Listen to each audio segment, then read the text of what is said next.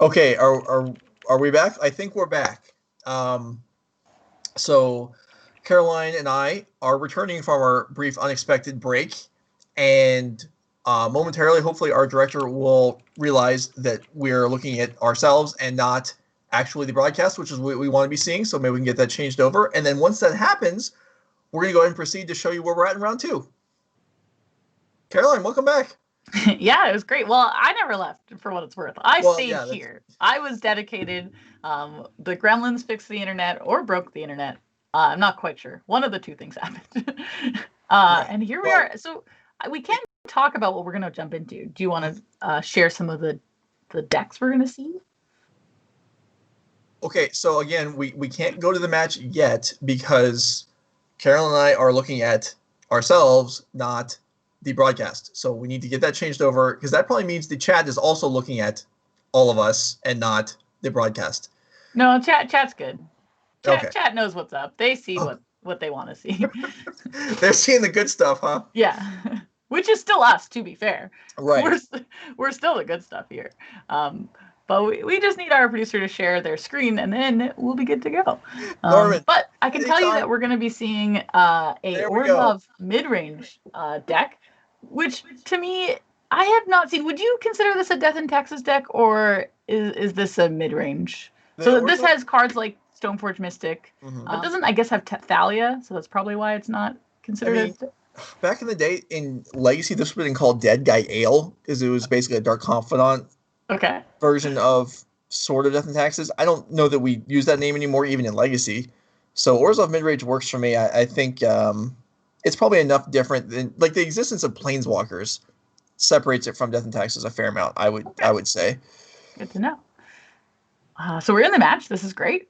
We can see it. Everyone can see it. Fantastic. Yeah, basically.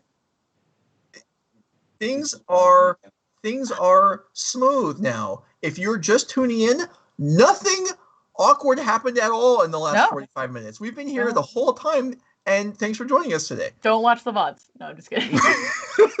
don't go back. They won't be there. Okay, so as we get into this game here, if you've been with us all along, thank you for waiting out. It appeared the wind might have knocked out the internet there for about 15 minutes. But we're back. We only missed the bulk of the first game of this round, as we're watching now Tom Tracey on Orzhov Midrange, as we said, against Andrew Wolthuis playing Red-White Hammer. So yeah, we actually didn't get to talk about that at all. We kind of jumped into the Midrange. The Red-White Hammer deck, I want to hear your thoughts in a second. But well, let's go ahead and if we have the full deck list, can we just look at those instead of the player sideboarding, as we haven't even gone over what we're actually looking at yet. So here we have Tom Tracey's Orzhov Midrange deck, and yeah, it's a Dark Confidant Stoneforge Mystic deck. Okay. So setting it apart from Death and Taxes, there's more removal as Black provides more options for that. Do we have some discard and some Planeswalkers? So this is, I don't know how I'd classify this deck. Orzhov Midrange sounds about right. Yeah, I was just thinking of the scary flipping batter skull off the dark confidant moment, but otherwise I think we're okay. Yeah, right. That's really the only big whammy. All right, and let's go ahead and look at the Red-White Hammer deck, as some people may not know exactly what's going on there. Unfortunately, while we changed titles, we did not change decks. So this is still the Midrange list. Well, we can talk more about the Midrange list while we're here. All right. So this is, sure, we have Lingering Souls, Kaya's Guile as that's what I was going to ask you about. Yeah. Wow. I could not tell you what this card does, but I can in 1 second. Okay. It has 4 options, and you get to pick 2, so it's like Cryptic Command, and it's similar brethren. And it has options of, I think, wiping out the graveyard, making tokens. Caroline, you know the rest of it? You got sacking a creature for the opponent and gaining 4 life. And then you can entwine it to do it all. Just go. Right. So it's not exactly the same as the Cryptic. Yeah. Okay, and then we see the Red-White Hammer deck now, which is another Stoneforge Mystic deck. In fact, not only we're not limiting ourselves to just Stoneforge Mystic, we're also playing Steel Shaper's Gift to tutor up Colossus Hammer. Which maybe we can go ahead. Okay, game 2 is ready to go. Let's bring up the action, and in the meantime, maybe we can also bring Colossus Hammer up on the screen. Yes, please. That is a spicy one. In the meantime, I can tell us what it does if we want. No, it's there it is. It turns Beautiful. Any creature into a very, very big boy. But no flying, because it's too heavy. Yeah, no, and that's a very flavorful card. It's pretty neat. Yeah. Very expensive to equip, and so the deck has a couple different options to try and cheat the equip cost. And so one of them is right there, right? Core. Yeah. So we have Core Outfitter there, which I believe it just equips. It takes any equipment and attaches it to a creature. So we have this Inquisition here, or Thoughtseize, whatever. Yeah, it's Inquisition. We had Tom on the mulligan to 6 this game, and it looks like actually Andrew was also on 6. Okay. So the Hushbringer does that do a lot? I guess it does stop Stoneforge Mystic, but it doesn't stop Bob, Dark Confidant. Right. Oh, and it stops Skyclave Apparition as well. That's true. And it stops the Stoneforge from both decks. So that's a card that's... You must have very specific plans in mind for sideboarding for your Hushbringer, since it certainly its effect matters to you. This is not something you can just ignore. Stoneforge Mystic is obviously a key card of the deck. So it's really funny. The red-white affinity list, as it's called on our screen, or the hammer list, it's screaming to do this combo. But the thing I'm noticing here is it has a lot of death and taxes things going on with that spell Skype coming out and the Giver of Runes. Tom here has had to work really hard to finally make this last Collective Brutality actually do something. It's crazy. Yeah, but it's also where, when our combo is just equipping a really, really big equipment on a creature against a deck with a fair amount of removal, it's maybe not an ideal matchup. I would hazard, as Kaya comes down, which isn't going to affect the board, but will gain a little bit of life. So we did. Tom did draw a third Collector Brutality, which I have to imagine is a very powerful card. Being that there are sometimes non-creature spells. Is it Duress, or is it? It is it's instant or sorcery. Okay. So it's a card that. Yeah, because of the this is an equipment-based deck, I actually question how good the Collective Brutalities actually are here. And here's a Core Outfitter, which is not going to work because of the Hushbringer effect. So, like I was saying, a Hushbringer, you have to be really confident to have that, because it does disrupt what you yourself are trying to do. Mm-hmm. Interesting. Oh, wow. Even though that Colossus Hammer wasn't doing anything at the moment, being able to pick it off for one level. I was just going to bring that up. Oh, it's too slow. I went to go read Kaya to see if it was exile non-land permanent or not. Yeah. Wow. Oddly enough, it does. And occasionally that matters. It picks off stuff like Ether Vial or Colossus Hammer. And here's another Giver of Runes, which Kaya could also kill, except that Kaya is unlikely to survive the turn. We do have some nice Collector Brutalities hanging out, though, that will probably take care of some creatures shortly. Yes, so I have a real question for you. We have Bob now. Tom has Bob. And that Hushbringer actually has stopped 2 of Andrew's abilities as opposed to none of ours. Is there a consideration to leave it? To leave it in play? Is that risky? Just be like, yo. Yeah, I think, I think we're going to kill the Giver of... Well, I guess we could wait on it, but I have no objection to killing it now. If we're going to cast a second Collective Brutality, I'm not sure. Okay, taking out Stoneforge, I get. Obviously, we're not killing the Outfitters. That doesn't do anything anymore. But yeah, Stoneforge is selected, and so when your sideboard cards, when your opponent has multiple removal spells and decides not to bother killing your Hushbringer, that really begs the question: is it a little concerning thing here? Yeah. Yeah. Now, it could just be the way Tom's hand is crafted, because Tom does have 2 Dark Confidants, which is the thing that, of all their creatures, it doesn't get hit by Hushbringer, but everything else does. Ooh, I need to read that. Sigarda's Aid? Sorry about that. If you heard that for a second there, that was me screwing up and allowing the audio to be doubled, but... I just was reading Sigarda's aid very briefly. So you may cast ores and equipment as though they had flash, and then you may attach it directly. So this is another way that you can get your big hammer attached directly to something. Mm-hmm. And this one will work through the Hushbringer. Yes, which is concerning. Mm-hmm. And with only 12 life to play with, that makes any creature besides the Hushbringer lethal. It does. I was gasping out loud because I realized the apparition can deal with the hammer, but not before it attacks. I'm gonna assume. So that was I think. Is there? I'm sorry, I don't have the deck list in front of me. Was there a Lurrus in the deck? I wonder if that was a Lurrus coming into hand right there. Okay, so here's the thing. To me, I also thought it was a Lurrus, but I don't see one in the deck list. Okay. It's totally possible I'm just missing it. Let me just double check. But it did look... Oh, I'm looking at the wrong list. Okay, the Boros Affinity does have Lurrus. My apologies. Okay. I was looking at the wrong one. So Lurrus is in the hand now, and kind of amazingly, if a land is drawn... No, it doesn't even require land, actually. Oh, no, it doesn't, right? Yeah, it would just be Lurrus Hammer onto the Hushbringer.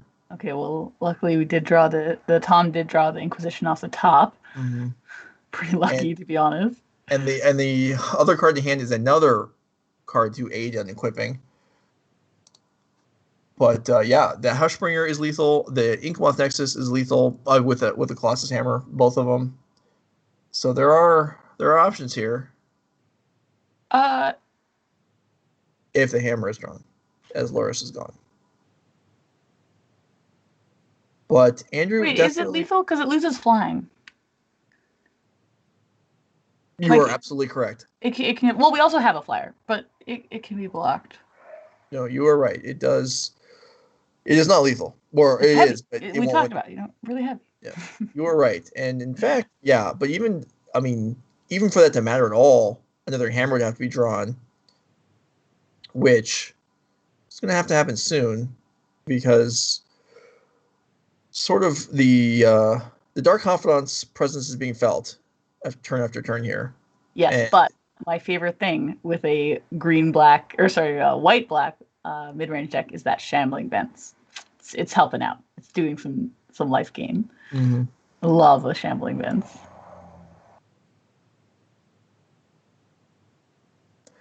Okay, so let's see how things progress here. Can Andrew catch up? And it is actually pointed out, I'm just realizing, that the hammer is still lethal because of the flash. It can be played post blocks on a flyer. Gotcha. That is an important pickup, and something that I just missed not having played with Colossus Hammer before. I have to admit, this white red hammer deck sounds, there's so many avenues, like with the Lurrus bringing back the hammer and the aid giving a flat. I don't know, that's so cool. Mm-hmm. Yeah, this is neat, but it is rather reliant on its namesake card. And I believe, even though the Kaya's Guile, the Kaya Planeswalker itself that killed the first hammer, that if the Hushbringer hadn't been in play, that hammer would have been equipped and got a swing in. Oh, yeah. That did not happen. And I believe that would have resulted in the Dark Confidant having a chump block so Kaya could still kill the hammer. And this game would have gone very differently if that had happened. Agreed. Drawing 2 cards a turn instead of 1 card a turn, or vice versa, would have mattered for sure. Yeah. Yeah, 2 cards a turn, that's nice. That's kind of double as much. And it's hard to keep up when your opponent is, doing that to you, even though they're paying some life points. But like you pointed out, Shambling Vent picking up the slack. And what does this hammer deck? It's really just, it's getting rough over there. Even drawing a hammer at this point No, I guess Drawing Hammer is going to be good as long as the Sigarda's Aid is still in play. Yeah, as long as both the Hushbringer and the Nexus are still in play. If one of them goes away, then we have Tom will have one flying blocker. Right. But now we're back to above lethal, I guess. Yep. Right? You're right. So now the hammer is no good. It would buy time. Actually, well, it would have the potential to win the game, as maybe the Dark Confidant would finish things off. But okay, getting my sea legs again. I have a question for you then, because we have had these Skyclave apparitions in our hand for a long time, and there's probably the idea that we're saving them for maybe a hammer. But should we not just be considering like, oh, this aid has got to go? Like, knowing that, what we've been again, they're just 2/2s, right? Because the Hushbringer will right doing anything. Okay, however, well then maybe the Hushbringer has to go. Well, but I think there is, maybe an argument to be just casting that person as a 2/2. Not this turn, but I mean previously. So here we have Sigarda's Aid paying off in that the Shadow Spear comes into flashes in, equips, but Path to Exile blows that out, and it wasn't looking good for Andrew, and now it looks I don't even know what. Well, now I think this apparition is going to do some business. Yeah. Going to take out. I assume the aid.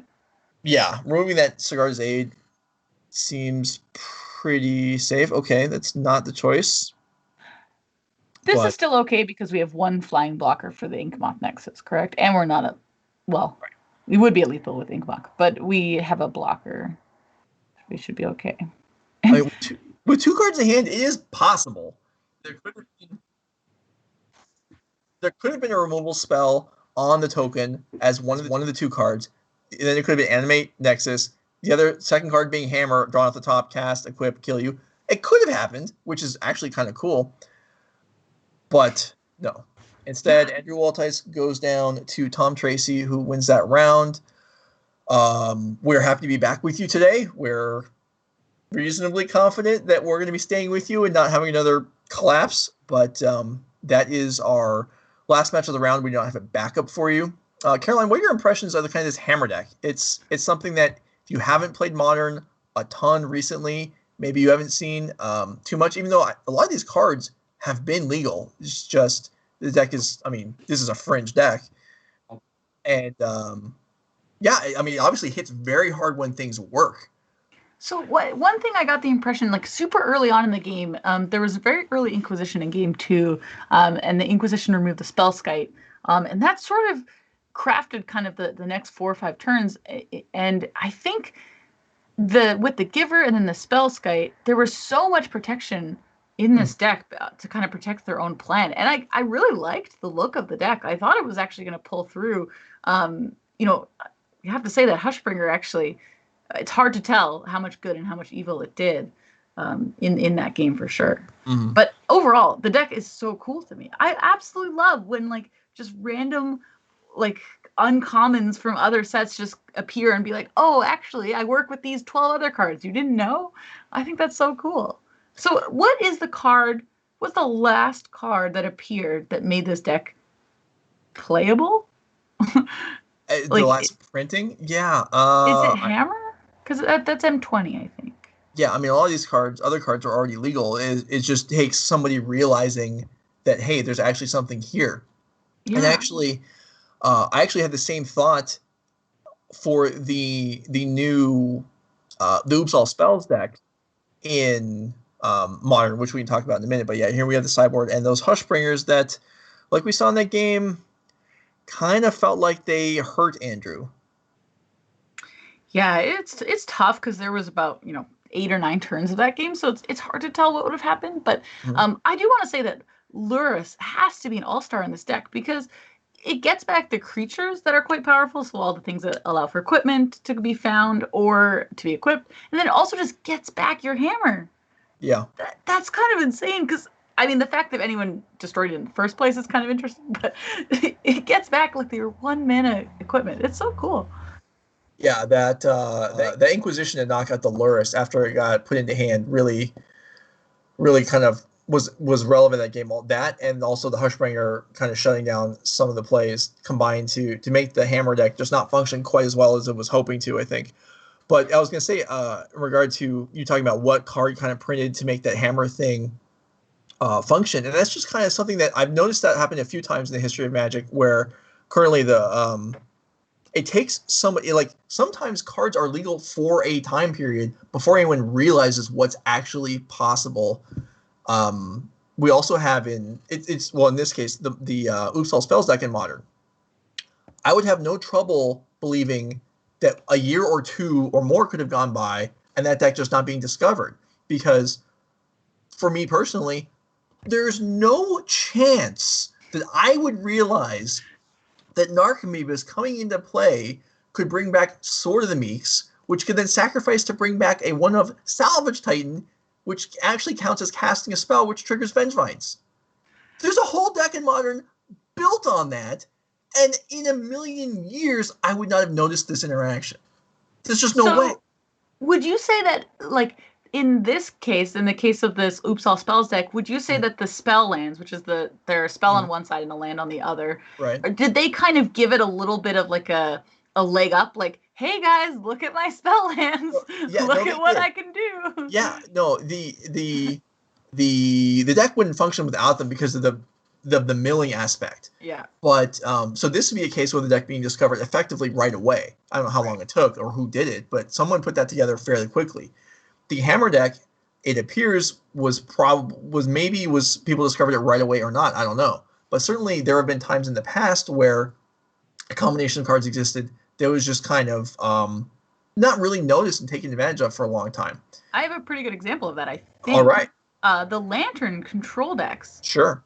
All of those cards existed until I'm not confident, but I think Zach Alsek put them together and made. I'm pretty sure that he made the Lantern control deck to the height of which it was, which was annoying. And all those cards existed before. There was not like a random uncommon that appeared in a core set or something. So that's kind of a cool example as well. Another one would be the Hexmage Deaths plus Thopter Sword of the Meek in I don't remember if it was old extended or if it was modern at the time, but those cards existed. In fact, existed in separate decks for a period of time. They were both decks in the metagame, and it wasn't until Jerry Thompson was like, hey, we can put both of these in the same deck, and then you have a deck that's totally dominant for a while that it could have been assembled by anybody, but just no one noticed.